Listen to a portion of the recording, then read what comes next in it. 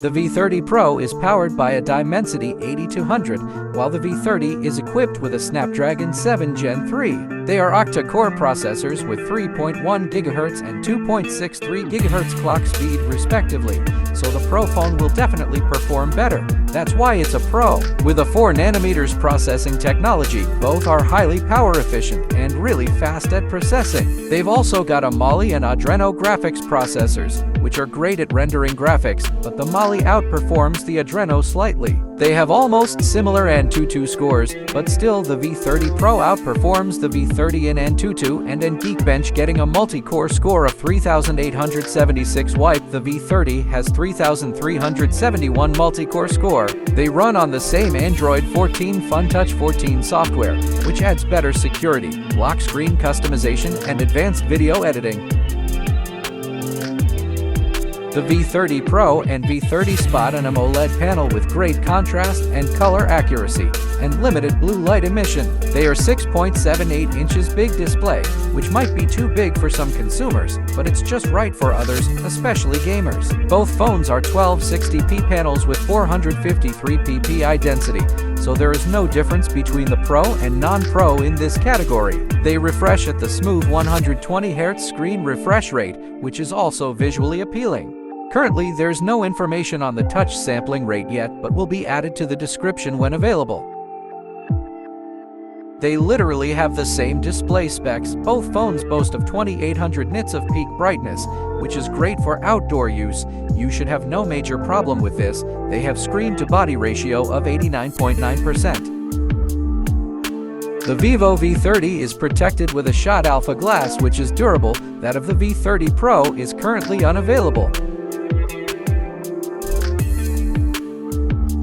The V30 Pro has 50MP triple camera setup, which are the wide lens with 1.9 aperture, the ultra-wide and telephoto lens with 2x optical zoom, while the V30 has a 50MP wide and ultra-wide lens and a 2MP auxiliary lens. There's no telephoto available here. They both shoot at 4K 30 frames per second, which is crisp and just right at this price point. The V30 Pro and V30 have a 50MP wide selfie camera with a reasonable 2.0 aperture and can shoot at 4K 30 frames, one of the few phones in this price range which can do that.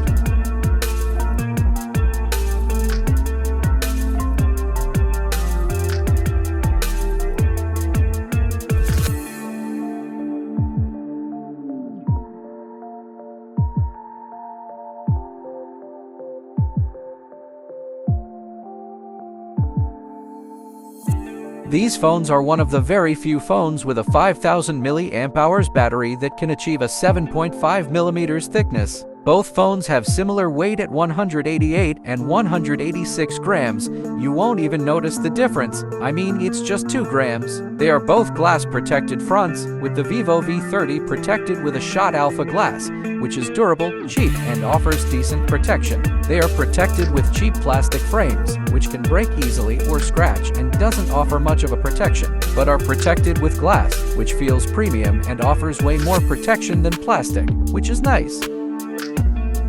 Both phones are IP54 rated, which has limited dust resistance and is water resistant from any direction.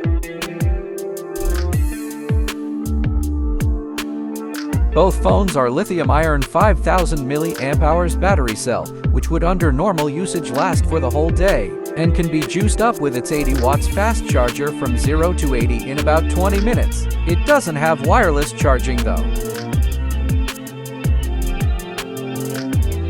Both phones have up to 512 GB of storage and 12 GB of RAM, but the V30 Pro has UFS 3.1, which is faster than the UFS 2.2 on the V30, and both phones don't support an external card slot.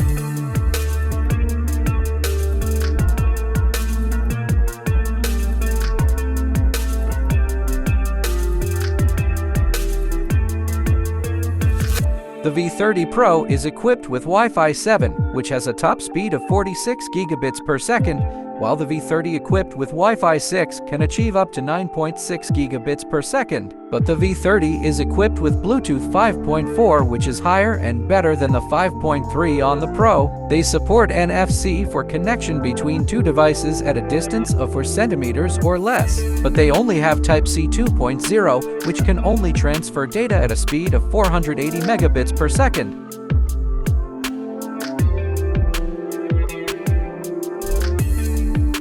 Both devices only have mono speakers, which is actually disappointing at this price point, and they don't even have an audio jack port to make up for it.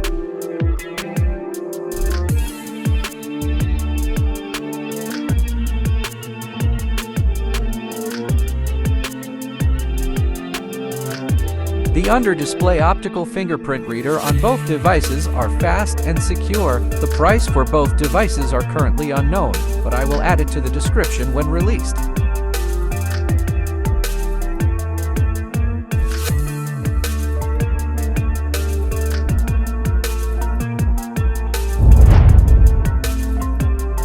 So there you have it. The Pro phone is a better choice, but comes with a price. Please like, share, and subscribe.